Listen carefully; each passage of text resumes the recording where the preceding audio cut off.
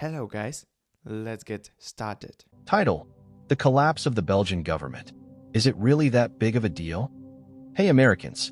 So, I'm a Belgian living in Brussels, and there's a major political event unfolding here that I think most of you across the ocean probably don't even know about.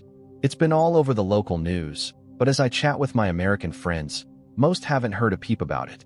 The news here is that Belgium's government is in chaos. More specifically, the federal government has collapsed. Yes, you heard me right. It's like the political equivalent of a really dramatic breakup, but this time, it might last a while. But before you start picturing a dramatic revolution with people in the streets, let me break down what's going on and why it's a big deal in Europe right now, at least to us. So grab some popcorn, because this is going to be quite a wild ride. The collapse of the Belgian government, a political circus. Let's start with a quick rundown of how Belgium's government works, so you understand why this is a huge mess. Belgium, as you might know, is a country with three distinct language communities: Dutch-speaking Flanders, French-speaking Wallonia, and a small German-speaking community in the east. These regions are so different from one another that we've essentially got a government structure with multiple power-sharing agreements, which, if you've ever been part of a group project, you know can be a recipe for disaster. For years, Belgium has been governed by a coalition of political parties from across these communities. But recently, a bunch of differences between the parties have come to a head. The major tipping point? The issue of migration and how to handle refugees. Tensions over this issue have divided the coalition like nothing else. The moment of collapse. Belgium's government officially collapsed after a series of failed negotiations over the country's migration policy. The issue itself isn't anything new. Migration has been a source of political tension in many European countries for years now. But what really made this situation unique was the way it all played out in Belgium's famously complex political landscape. On one side, there are the Flemish parties, who tend to take a more hardline stance on migration, pushing for stricter borders, reduced asylum intake, and an overall tougher approach to immigration. On the other side, the French-speaking parties are generally more pro-immigration, emphasizing humanitarian concerns and a more liberal approach. The rift finally became unbridgeable, and when the Prime Minister, Alexander De Croo, couldn't get the various factions to agree on a new migration plan, his government lost the support of Parliament. Without a majority, the government was left unable to function, and that was the final straw. Cue the dramatic news: the Belgian government had officially collapsed. So why should you care? Now I get it. To most of you in the US, Belgium might seem like one of those European countries that you hear about occasionally, but aren't entirely sure of its significance. But trust me, this is a big deal. Let me tell you why. First, Belgium is central to European politics. It's home to the European Union's headquarters in Brussels.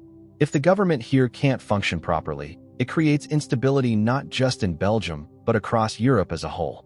The EU relies on Belgium for diplomatic coordination, economic strategy, and general decision-making. A government collapse could disrupt these vital functions. The fallout. Beyond the political ramifications, the collapse of the government is already causing economic instability in the country. Belgium's economy isn't in great shape right now, like many others in Europe, and the political uncertainty is only making things worse. Foreign investment is a little more hesitant, the job market is stagnating, and the EU is starting to look at Belgium as a bit of a problem child. There's also the issue of public services. In Belgium, when the federal government falls, it doesn't just mean a bunch of political debates on TV. It means that many public services start to slow down or even stop completely. There are already delays in some government-funded programs, and people are worried that things like healthcare, social security, and law enforcement could be next. A country divided, the regional tensions. Let's not forget the huge issue of regionalism in Belgium. The collapse of the federal government is especially problematic because it highlights just how divided the country is on key issues. Flanders and Wallonia have been growing apart for decades, with tensions often flaring up around everything from language rights to fiscal policy. It's like if California and Texas were their own countries, but with more bureaucracy and way more historical baggage. Now, the collapse has only made these tensions worse. Flanders is pushing for more independence and less interference from Wallonia, while Wallonia is worried that Flemish political influence will dominate the country's future. This is the kind of internal conflict that, over time, could lead to serious political and even social instability. What happens next? So what now? Are we looking at a complete breakdown of the Belgian state? Probably not, but we are facing a period of uncertainty. The next step is likely a new round of elections, but the problem is that nobody knows when those will happen, or even if they will be fair and democratic. There are concerns that if the government doesn't stabilize soon, the country could descend into a series of ad hoc coalition governments that struggle to get anything done. And, to add to the drama, there's the rise of populist parties taking advantage of the situation. These parties, some of which have very anti-immigrant and anti-European Union platforms, are gaining ground as people lose trust in the traditional political establishment. If the populists manage to take power, that could significantly shift Belgium's role in Europe and its relationship with the EU. An international perspective. To most Americans, the idea of a government collapse might sound like something out of a dystopian novel. But here in Europe, it's just another chapter in the ongoing saga of political instability that we've seen in countries like Italy, Spain, and Greece over the past decade.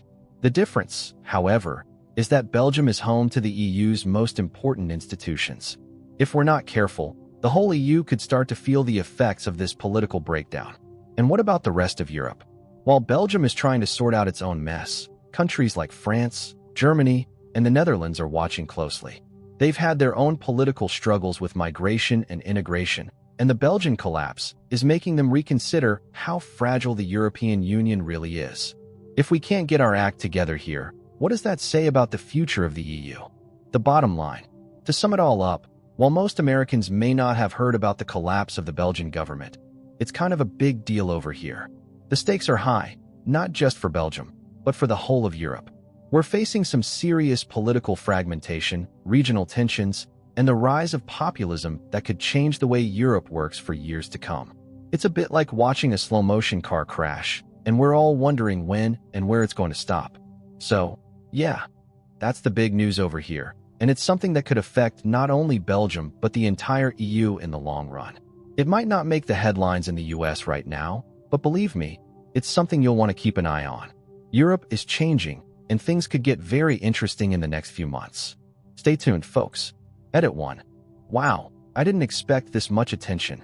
To clarify, when I say the government has collapsed, it means that the Prime Minister and his coalition lost a majority in the parliament, making it impossible to pass laws or govern effectively. We're not talking about riots or civil unrest yet, but more of a political impasse that might lead to early elections. Still, it's a messy situation for everyone involved. Edit 2. Some of you are asking about the regional tensions in Belgium. It's a long-standing issue. Flanders, where the majority speaks Dutch, often feels like they're supporting the rest of the country, which includes Wallonia, French speakers. These two regions have very different views on almost everything, from taxes to immigration. It's almost like two separate countries with a common government that's barely holding together. Edit 3. I just realized I didn't explain the EU connection well enough. If Belgium's government stays unstable, it could mean problems for the EU's decision-making process. We're talking about important laws, treaties, and agreements that affect the whole continent. It's not just about a broken government. It's about a major EU member state losing its ability to function properly.